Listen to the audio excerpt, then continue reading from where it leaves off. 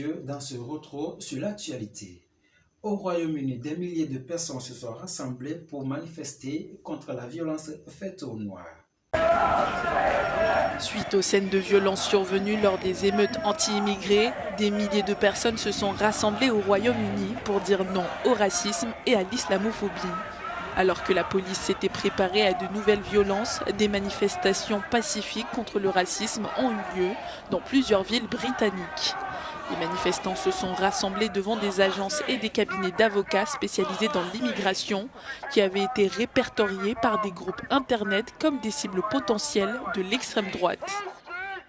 Par crainte de nouvelles violences, le gouvernement a déployé 6000 policiers spécialisés contre les débordements. Des extrémistes de droite s'étaient opposés aux forces de l'ordre, alimentés par des fausses informations sur l'agression au couteau qui a tué 3 jeunes filles. Sur les réseaux sociaux, le suspect avait été présenté comme demandeur d'asile et musulman. Ces faits ont depuis été démentis par les autorités. Au Nigeria, les manifestants pro-russes qui inquiètent le gouvernement qui est forcé de cibler les individus qui abhorrent le drapeau de la Russie. Alors que les manifestations se multiplient depuis samedi au Nigeria, la présence croissante de drapeaux russes parmi les banderoles contre le gouvernement suscite de plus en plus d'inquiétudes. Dans les États de Kano, Kaduna, Katsina et Bochi, au moins 30 manifestants de la campagne #EndBadGovernance, selon les chiffres officiels, auraient été arrêtés par des agents de la police nigériane pour avoir brandi des drapeaux russes. Une répression qui fait suite à la directive du président Bola Tinubu demandant aux agences de sécurité de cibler les personnes arborant des drapeaux russes dans le pays. Si les manifestations contre la crise du coût de la vie ont quelque peu diminué ces derniers jours, pour certains manifestants, elles ont été l'occasion de brandir des drapeaux russes pour symboliser la détérioration de l'insécurité au Nigeria dans l'espoir d'une intervention de la Russie. Mais les autorités de défense du Nigeria ont qualifié cet acte de trahison à l'encontre de la souveraineté du pays. L'ambassade de Russie au Nigeria s'est également désolidarisée de cet acte.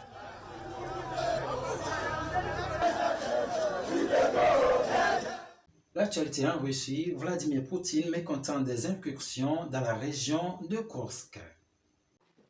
Le président russe Vladimir Poutine a qualifié l'incursion dans la région de Kursk de provocation à grande échelle de la part de l'Ukraine. Le chef d'État a déclaré qu'il tiendrait une réunion avec les hauts responsables de la défense et de la sécurité pour discuter de la situation sur le terrain. Nous allons commencer par les événements dans la région de Kursk. Comme vous le savez, le régime de Kiev a entrepris une nouvelle provocation à grande échelle et a lancé des tirs aveugles sur des bâtiments civils, des maisons d'habitation, des ambulances avec différents types d'armes, y compris des missiles. Les autorités russes ont déclaré mercredi qu'elles luttaient contre les raids transfrontaliers ukrainiens dans une province frontalière du sud-ouest pour la 2e journée, alors que les autorités de Kiev sont restées discrètes sur l'ampleur de l'opération. Alexei Smirnov, gouverneur par intérim de Kursk, a exhorté mercredi les habitants à donner leur sang en raison de l'intensité des combats. Si elle est confirmée, cette incursion transfrontalière présumée pourrait attirer les réserves russes dans la région, ce qui affaiblirait les opérations offensives de Moscou dans plusieurs secteurs de la région de Donetsk, dans l'est de l'Ukraine. La chute d'El Niño a fait baisser les températures mondiales en juillet. Le phénomène El Niño a mis un terme à 13 mois consécutifs du record de chaleur mondiale, selon l'agence climatique européenne Copernicus. L'atténuation du El Niño, qui provoque un réchauffement des eaux de l'océan Pacifique, a entraîné une baisse des températures. Mais pour les scientifiques, cela ne diminue pas l'impact du changement climatique. Bien que nous soyons légèrement en dessous de ce que nous étions il y a un an, la température globale reste à des niveaux proches des records. Donc le tableau global n'est pas très différent de celui d'il y a un an. En juillet 2024, les températures étaient légèrement inférieures à celles de la même période l'année dernière. Cependant, la température moyenne globale était 0,68 degrés au-dessus de la moyenne. C'est le 2e mois de juillet, le plus chaud jamais enregistré. La température de surface des mers à l'échelle mondiale a été à des niveaux records, ou proches des records depuis plus d'1 an maintenant, ce qui a été un facteur important contribuant à cette température moyenne mondiale record ou proche du record. El Niño a des répercussions importantes sur les conditions météorologiques mondiales.